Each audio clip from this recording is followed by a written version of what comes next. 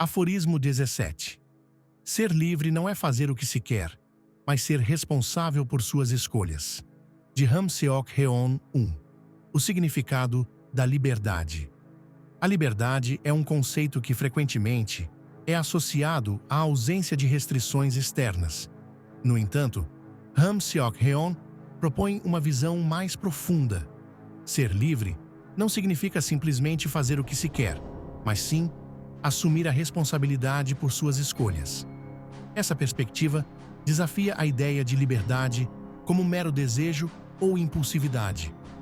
A verdadeira liberdade não está na falta de regras ou limites, mas na capacidade de agir conscientemente e aceitar as consequências de nossas decisões. 2. A relação entre liberdade e responsabilidade. Esse aforismo ressoa com diversas tradições filosóficas e psicológicas. Na filosofia existencialista, Sartre afirmava que o homem está condenado a ser livre, pois ao fazer escolhas, também assume total responsabilidade por elas. No estoicismo, a liberdade é vista como a capacidade de controlar a própria mente e emoções, em vez de ser escravo dos desejos e impulsos.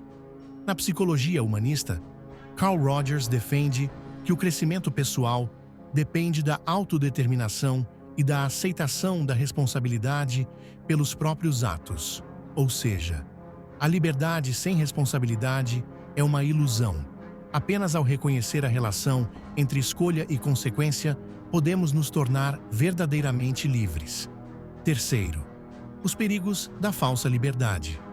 Quando se confunde liberdade com a simples satisfação dos desejos imediatos, podem surgir problemas como fuga da responsabilidade.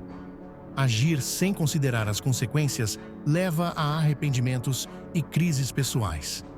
Liberdade sem direção. O desejo de fazer o que se quer pode resultar em desordem e falta de propósito. Individualismo extremo. Uma liberdade egoísta pode ignorar o impacto das escolhas sobre os outros e sobre a sociedade. 4. Aplicação na vida contemporânea. A ideia de que a liberdade exige responsabilidade pode ser aplicada a diversos aspectos da vida. Relacionamentos. Escolher se expressar livremente implica aceitar as consequências emocionais das palavras e a necessidade de respeitar o outro. Carreira e trabalho.